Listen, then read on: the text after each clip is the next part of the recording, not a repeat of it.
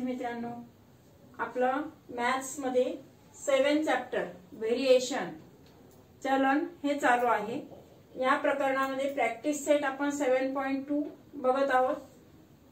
Page number 38 आणि 39 यावरचे आपण जे क्वेश्चन 2, 3 ते बघणार आहोत।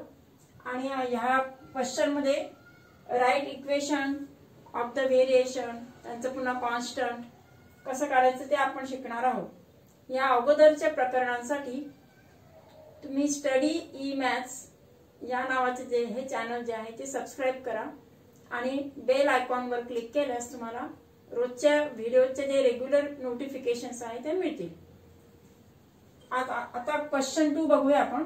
Find constant of variation and write equation. चलनाचा स्थिरांक काढायचा आहे आणि त्या चलनाचं समीकरण लिहायचंय। त्यामध्ये फर्स्ट क्वेश्चन मध्ये काय दिले पहा, P इज डायरेक्टली प्रपोर्शनल। इथे आता पहा काय म्हटलंय, डायरेक्ट हे जे साइन आहे चलनाचं साइन, इथे 1/q आहे म्हणून आपण काय म्हणणार, inverse proportion. P is inversely proportional to Q, किंवा तसंच इथे Z is inversely proportional to W। Z and W both are two quantities. तसं इथे P and Q are two quantities. They are inversely proportional to each other. First we find constant of variation. Constant of variation म्हणजेच काय, हे जे आहे याचं समीकरण P बरोबर K into 1/Q, किंवा यालाच आपण काय म्हणतो, तिरकस इथे गुणाकार केल्यानंतर किंवा इथे जर केलं तर P into Q बरोबर K into 1 म्हणजेच काय झालं, K म्हणजे PQ is equal to K. This is the equation of the variation. या इक्वेशन मध्ये आता आपल्याला कॉन्स्टंट काढायचं। K म्हणजे हा जो स्थिरांक आहे, कॉन्स्टंट स्थिरांक जो आहे तो आपण K काढूया। P into Q, P ची व्हॅल्यू आहे 15 आणि Q ची आहे 4। 15 आणि 4 या P आणि Q दोघांच्या पण व्हॅल्यूज आपण घेणार आहोत। 15 into 4 किती मिळाले पहा, 15 चौक 60, that is equal to 60। म्हणजेच काय मिळालं आपल्याला, therefore K is equal to 60, म्हणजे K ची व्हॅल्यू जी आहे ती 60 मिळाली। PQ is equal to K which is the constant, ते आपण इथे लिहिणार आहोत। आणि इक्वेशन ऑफ व्हेरिएबल म्हणजेच काय आहे, PQ is equal to K। Equation of variation चलनाचे जे समीकरण आहे PQ is equal to K, PQ K। मग आता K ची व्हॅल्यू काय काढली आपण, 60, म्हणजे K ची जी किंमत आहे ती आपण इथे ठेवूया। This is the equation of the given variation. जे तुम्हाला दोन P आणि Q चं व्हेरिएशन दिले त्याची जी इक्वेशनची व्हॅल्यू आहे ती PQ is equal to K. This is equation of the variation. त्याच पद्धतीचं आता इथे पण आहे, इथे Z and W they are inversely proportional to each other. ते काय व्यस्त चलनाचं उदाहरण आहे। Z आणि W हे परस्परांशी व्यस्त चलनात आहे। इथे पण आपण त्याच पद्धतीने Z is equal to K into 1/W, म्हणजेच काय, ते हे जे साइन आहे व्हेरिएशनचं साइन, तिथे आपण कॉन्स्टंट घेताना काय केलंय, is equal to K into 1/W। या K ची व्हॅल्यू आपल्याला काढायची, स्थिरांक, it is the constant.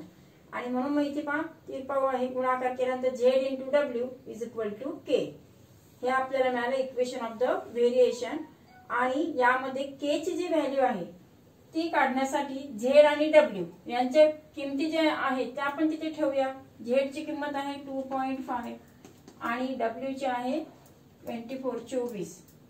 2.5 into 24 बघा, 24 गुणिले 2.5 म्हणजे 25 100 चे 0 हातचे 10, 25 जणे 50 अधिक 10 60। आणि एक डेसिमल, जो डेसिमल पॉइंट ठेवणार तो एका डिजिट नंतर ठेवणार आहोत, म्हणजेच किती झालं 60.0, दॅट इज इक्वल टू 60। म्हणजे तिथे गुणाकार करून किंवा बाजूला कॅल्क्युलेशन करा आणि ही जी व्हॅल्यू मिळाली ती कशाची मिळाली आपल्याला, that is the value of K। आणि म्हणून स्थिरांक K ची व्हॅल्यू जी आहे ती आहे 60। आणि equation ZW is equal to K, therefore equation of the variation ZW is equal to 60। म्हणजे कॉन्स्टंट अगोदर काढला तर आपल्याला इक्वेशन ऑफ व्हेरिएशन मिळत असतं। पुढचं उदाहरण बघूया आपण। पुढचा आपण तिसरा याच्यातला सम बघूया की यामध्ये जो थर्ड सम आहे, S is inversely proportional to 1/t²। म्हणजे एस आणि टी स्क्वेअर यांच्यामध्ये काय आहे, व्यस्त चरण आहे.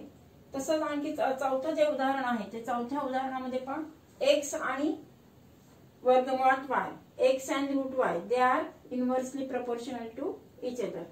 तिथे पण आपल्याला व्यस्त चरणाचंच दिलेलं आहे ते आपण बघणार आहोत. यामध्ये पाहता first we have to find the constant of variation. अगोदर आपण स्थिरांक कसा काढायचा ते बघूया.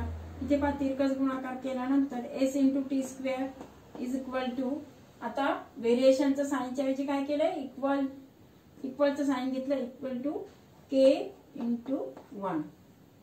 म्हणजेच काय मिळालं आपल्याला S T square is equal to के. आता एस आणि टी स्क्वेअर यांची व्हॅल्यू पुटअप करूया. म्हणजे put S is equal to 4 and T is equal to 5.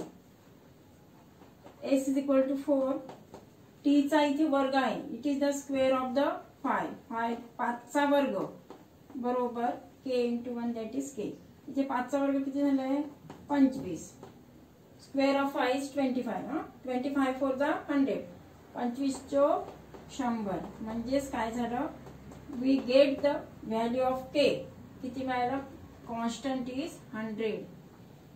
दिलेल्या जे चरणाचं जो स्थिरांक आहे कॉन्स्टंट त्याची व्हॅल्यू मिळाली आपल्याला 100.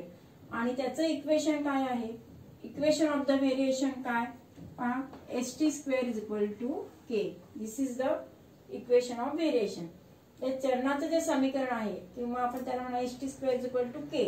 मग एस टी स्क्वेअर मध्ये के ची व्हॅल्यू आपण काढलेली ती तिथे ठेवूया, एस टी वर्ग बरोबर 100 किंवा s T square is equal to 100. त्याच पद्धतीने इथे जसं इथे स्क्वेअर आहे तसं इथे स्क्वेअर रूट आहे, वर्गमुळात y. X is inversely proportional to 1/√y, की ज्यामध्ये एक्स आपल्याला 15 घ्यायचा आणि वाय इज इक्वल टू 9 घ्यायचंय. आता कॉन्स्टंट फाइंड करण्यासाठी पुन्हा इथे आपण अशा पद्धतीने तिरकस गुणाकार करणार by cross multiplication. X into root Y is equal to k. Root y जे आहे त्यामध्ये आपण जर substituting the value of x is equal to 15 and y is equal to 9, तर 15 इंटू √9 इज इक्वल टू के. आता याचा वर्गमूळ काढणार आपण. We taking the square root of 9. Square root of 9 किती झाले, 3. 15 3 45. किती मिळाला, के ची व्हॅल्यू मिळाली आपल्याला 45. म्हणून आपण मग इथे के इज इक्वल टू 45. आणि जे इक्वेशन आहे, equation of the variation X into root Y is equal to K. X into root Y is equal to K हे चरणाचे जे समीकरण आहे त्यामध्ये आपण के ची व्हॅल्यू 45 ठेवली की आपल्याला चरणाचं समीकरण मिळतं. म्हणजेच काय मिळालं, x into root Y is equal to 45. म्हणजे अशा पद्धतीने आधी कॉन्स्टंट पण काढणार आणि नंतर इक्वेशन ऑफ द व्हेरिएशन काढायचं आहे. तर हे तुम्हाला नेहमी परीक्षेला येऊ शकतं. आता याच्यावर आधारित जो पुढचा क्वेश्चन 3 आहे तो बघूया आपण वर्ड प्रॉब्लेम क्वेश्चन 3 बघूया. क्वेश्चन 3 मध्ये काय म्हटलंय पहा, if 24 apples in a box they needs 27 boxes. If 36 apples we put in each box then how many boxes are required. प्रत्येक पेटीमध्ये जर का 24 सफरचंद ठेवले तर तेव्हा 27 पेट्या लागतात. जर आपण 24 ऐवजी एका पेटीमध्ये 36 सफरचंद जर ठेवली तर किती पेट्या लागतील, किती पेट्यांची, तिथे पेट्यांची संख्या विचारलेली आहे. आता यामध्ये जे व्हेरिएशन आहे ते डायरेक्ट आहे की इनव्हर्स आहे ते आपण कशावर ओळखणार. यामध्ये पहा देताना 2 क्वांटिटीज आहेत. 2 कोणते राशी दिलेत बघा. एक म्हणजे ऍपल्स, सफरचंद ही एक राशी आहे आणि दुसरी क्वांटिटी कोणती आहे, बॉक्सेस. आता यांची जी हे आहेत यामध्ये ऍपल्स जे टोटल ऍपल्स आहेत एकूण सफरचंद, ते एकूण सफरचंदांची संख्या मात्र स्थिर आहे. म्हणजेच काय झालं, या ठिकाणी जे व्हेरिएशन आहे ते इनव्हर्स व्हेरिएशन आहे. जर का एका पेटीमध्ये सफरचंदांची संख्या आपण कमी केली तर इकडे पेट्यांची संख्या जास्त होईल, किंवा पेट्या सफरचंदांची संख्या वाढवली तर पेट्यांची संख्या कमी होणार. यावरून पण आपल्या लक्षात येतं. आणि टोटल जे एकूण सफरचंद आहे ती मात्र सारखी आहेत. आणि म्हणून समजा आपण त्यासाठी हे जे आहे 36 ऍपल्स साठी किती पेट्या लागतील किंवा how many boxes are required. मग त्यासाठी आपण दोन क्वांटिटीज एक्स आणि वाय असं कन्सिडर करूया. सपोज नंबर ऑफ ऍपल्स त्याला एक्स मानू अँड नंबर ऑफ बॉक्सेस साठी वाय गृहीत धरूया. असे दोन व्हेरिएबल्स घेतले आपण, दोन चल घेतले एक्स आणि वाय. ह्या दोन चलांचा आपण वापर करणार आहोत. समजा सफरचंद जर एक्स असतील तर पेट्या वाय मानणार आहोत आणि त्यासाठी अशा पद्धतीचा आपण याच्या अगोदर पण जी गणित सोडवली त्यामध्ये दोन्ही व्हेरिएबल्स आहेत ते अशा पद्धतीने बॉक्सेस करायचे आहेत. एक्स ऍपल साठी घेतलं आपण आणि वाय जे आहे ते बॉक्सेस साठी पेट्यांसाठी वाय गृहीत धरलं आणि सफरचंदासाठी एक्स गृहीत धरले. जेव्हा ऍपलची संख्या 24 असेल तेव्हा बॉक्सेस किती आहेत 27 हे दिले. याचा अर्थ काय झालाय ते या दोघांचा जो गुणाकार आहे the product of both the variables is constant. म्हणजेच आपण त्याच्यावरनं इक्वेशन ऑफ व्हेरिएबल कसं होणार, कारण इनव्हर्सली प्रपोर्शनल आहे म्हणून x is inversely proportional to y. X हा वायशी व्यस्त चरणात आहे आणि म्हणून चरणाचा स्थिरांक काढण्यासाठी एक्स बरोबर के इंटू 1/y. स्थिरांक के आपल्याला कॉन्स्टंट घ्यायचा आहे ना, म्हणून मग आता इथे जर प्रॉडक्ट केला तर एक्स इंटू वाय काय मिळालं, x into Y is equal to के.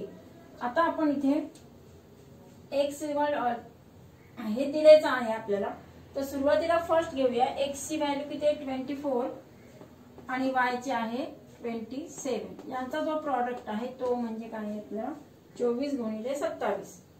इथे करून दाखवलंय 24 गुणिले 27 किती आले 648. म्हणजे एक्स जी कॉन्स्टंट आहे ते कॉन्स्टंटची व्हॅल्यू आली तुमची 648. के इज इक्वल टू 648. 648 हे झालं तुमचं एक्स इंटू वाय. म्हणजे त्याचा स्थिरांक कॉन्स्टंट घेतला आपण 648.